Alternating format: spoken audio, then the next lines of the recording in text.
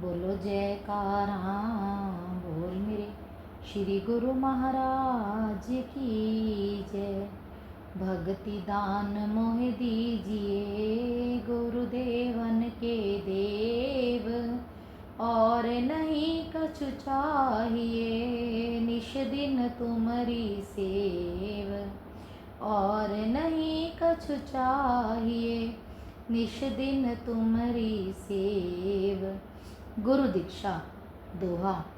अनंत असीमत गुण निधि, विचरे गुणों के माही, अखिल विश्व नियंता ये, लौकिक नियम निभाई।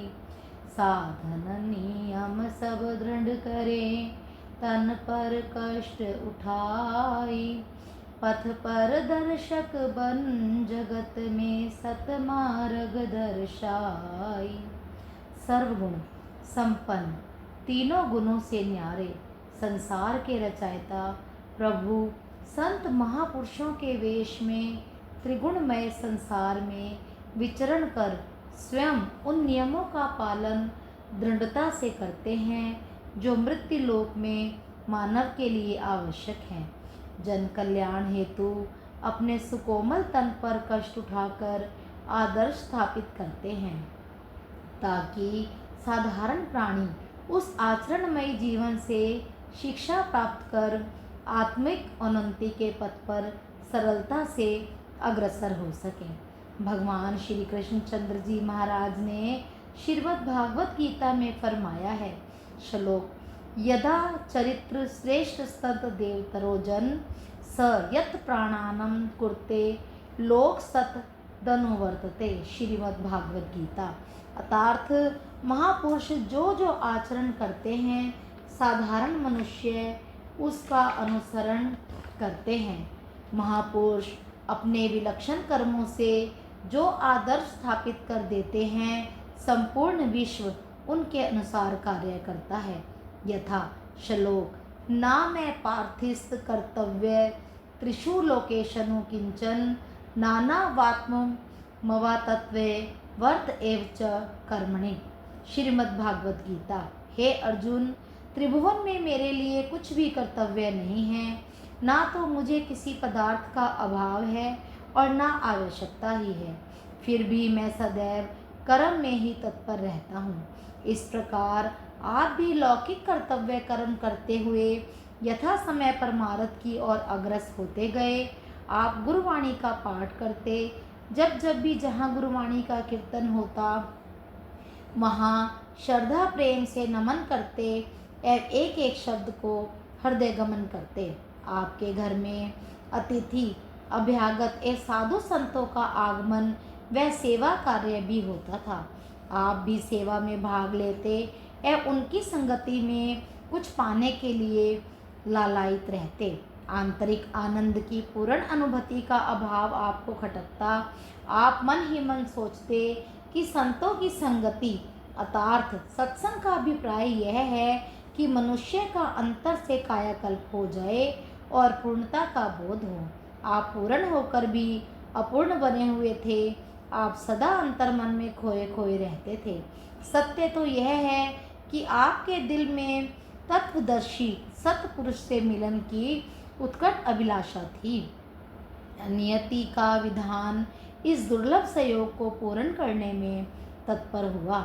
श्री परमहंस अद्वैत मत श्री आनंदपुर सत्संग आश्रम को अध्यात्म विद्या का महान केंद्र बनाने हेतु श्री 108 श्री सद्गुरुदेव जी महाराज ने तृतीय पातशाही जी ने नवंबर 1939 में इसे अपना स्थायी निवास बनाया। यहाँ संस्कारी अधिकारी जीवों को शरणागति प्रदान कर निष्काम कर्म, प्रेम, त्याग, सेवा, सुमिरन, ध्यान आरंभ किया। श्री परमहंस दयाल जी की मौज अनुसार भक्ति की अभिलाषी संस्कारी आत्माएं उनके संपर्क में आई और आध्यात्मिक लाभ उठाया। यहीं से श्री परमहंस तृतीय पातशाही जी ने उत्तरोत्तर सत्संग लाभ करवाया और भारत के स्थान स्थान पर सत्संग आश्रमों की स्थापना की। उसी समय में महात्मा दयानंद जी व महात्मा श्रद्धानंद जी उच्च कोटि की भक्ति भावनाओं से संपन्न पंजाब में सत्संग सेवा कार्य कर रहे थे। महात्मा श्रद्धानंद जी आशिक सतगुरु प्रेम में डूबे हुए दीवाने थे। महात्मा दयानंद जी त्याग वैराग्य की मूर्ति, फकीराना यानी मस्त योगी की भांति थे। इधर आपके हृदय में आत्म आनंद की बढ़ती जिज्ञासा ने लक्ष्य की ओर तीव्रता से पग बढ़ाया। आप चैत्र मास की संक्रांति मार्च सन 1941 में बदोमली गांव में अपने मित्र के घर गए। उसने कहा कि आज हमने संत आश्रम पर जाना है।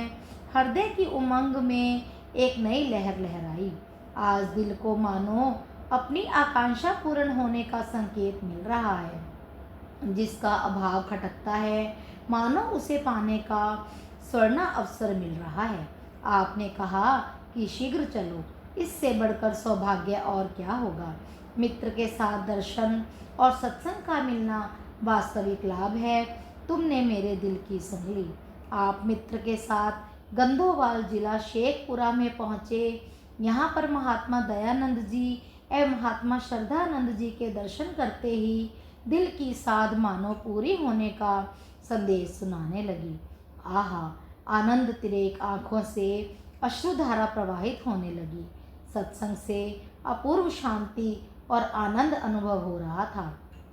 पढ़ाई करते हुए जब आध्यात्मिक पढ़ाई की लगन लग गई, आपके अंतर मन की आवाज थी, दोहा, निगमागम चर्चा करत यह ग्रंथन का सार, गुरु दर्शावे जीव को परम मोक्ष का द्वार, परम पुरुष गुरुदेव की महिमा अगम अनंत, मणमानी से है परे पूरन पुरुष भगवंत। आपने 15 वर्ष की आयु में महात्मा दयानंद जी से गंदोवाल में नाम दीक्षा की परंपरा को पूर्ण किया। महात्मा जी ने आपको दीक्षा देते समय कहा, आप स्वयं पूर्ण हैं।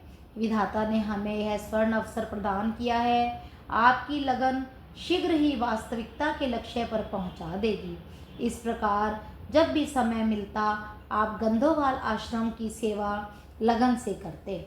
सन 1942 में वैशाखी के पर्व पर आप महात्मा जी के साथ श्री दर्शन के लिए श्री आनंदपुर पहुँचे। श्री दर्शन करने के पश्चात आपकी आत्मानुभूति वर्णातीत थी। आपने सत्संग सेवा सुमिरन को ध्येय बना लिया। हर संक्रांति पर एवं अधिकतर समय छुट्टियों में आश्रम पर जाते, हित चित से सेवा करके नियम पूर्वक अभ्यास करते। महात्मा जी आपकी इतनी लगन को देखकर प्रसन्न होते, पास बुलाकर कहते, आश्रम में झाड़ू देना, सफाई करना, बर्तन मांजना आदि काम तो अन्य लोग भी कर लेंगे, आप केवल मंदिर की सेवा पूजा ही कर लिया करो। आप भाव भरे शब्दों में कहते, महात्मा जी आप मुझे निजी निधि को पाने से वंचित होने को कहते हैं। मुझ पर कृपा करते हुए इससे अधिक सेवा करने का सुअवसर प्रदान करें। गांव रायपुर कला के समीप ही रावी नदी बहती थी। आप भक्त वेश में हर संक्रांति को अपने मित्र दुर्गादास जी के साथ इस नदी को पार कर गंदोवाल के सारे आश्रम को गोबर से लीपा करते। एक दिन संक्रांति थी और आपको उस दिन किसी कारणवश स्कूल से कुछ देरी हो गई। घर पहुँचे तो आपके बड़े भाई ने आपको कोई काम बता दिया। आप शीघ्रता से उस काम को निपटाकर आश्रम की ओर जाने लगे। आप मन ही मन सोचते जा रहे थे कि आज पता नहीं सेवा का सौभाग्य मिलेगा भी या नहीं। पहले ही बहुत विलंब हो चुका है, फिर दुर्गादास जी ने वहां पहुंचकर सारी सेवा निपटा ली होगी। इन्हीं विचारों में खोए आप जल्दी जल्दी पग बढ़ाने लगे। नदी के पास दलदल में आपका चरण धंस गया। आप जितना जोर लगाकर उसे बाहर निकालने का प्रयत्न करते, उतना ही वह अंदर की ओर धंसता चला जा रहा था। उस समय आपने अपने इष्ट देव महाप्रभु जी का स्मरण कर विनय की, प्रभु आज हमारे से क्या भूल हो गई है? क्या आज की संक्रांति सेवा किए बिना ही निकल जाएगी? विनती करते करते जब आपने आंखें बंद की तो नेत्रों से गंगा यमुना प्रवाहित होने लगी। इतने में आपने क्या देखा कि नदी के दूसरे किनारे पर महाप्रभु जी सैर कर रहे हैं और आपका नाम लेकर फरमा रहे हैं कि आओ, हम तो आपकी ही प्रतीक्षा कर रहे हैं। आपने आंखें खोली तो अद्भुत दृश्य यह देखा कि आपका चरण दलदल से निकल चुका है। उस पार पहुंचकर आप महाप्रभु जी के सुकोमल चरण कमलों में दंडवत प्रणाम कर रहे हैं। महाप्रभु जी ने आपको उठाया और फरमाया कि जाओ, जल्दी जाओ, अभी तो सेवा आरंभ ही हुई है। आप दौड़कर आश्रम में पहुँचे तो देखा कि अभी दुर्गादास जी तो पहुँचे ही नहीं हैं। आपने झटपट गोबर का घोल तैयार किया और लिपाई आरंभ कर दी। इस प्रकार आप दर्शा रहे थे कि जिसके हृदय में गुरु से घर की सेवा की लालसा होती है और अपने सतगुरु के चरणों में अटूट श्रद्धा व पूर्ण विश्वास होता है, सतगुरु उसके सदैव अंग संग रहते हैं। आपने हर प्रकार की सेवा में भाग लेकर यह भी दर्शा दिया कि गुरु दरबार की कोई भी सेवा बड़ी अथवा छोटी नहीं होती। यह सेवा तो अति सौभाग्य व उत्तम कर्मों के फल स्वरूप ही जीव को मिलती है। महात्मा जी आपके तेजोमयी प्रसन्नचित रूप को निहारते और मन ही मन कहते कि सचमुच दिव्य देवी गुण स्वरूप जब धरा पर अवतार लेते हैं तो मानवीय आदर्शों पर चलते हुए स्वयं को रहस्यमय बनाए रखते हैं।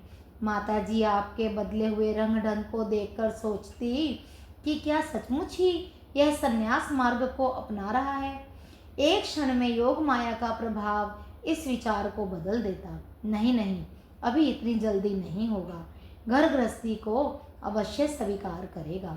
सन 1944 में मैट्रिक पास कर आप दुकान का कार्य करने लगे। महात्मा जी ने संपर्क में त्याग एवं वैराग्य आपको उपहार में मिल चुके थे। बाहरी कार्य व्यवहार करते हुए आत्मानुभूति आपको विहिल बनाए रखती। बोलो जयकारा बोल मेरे श्री गुरु महाराज की जय।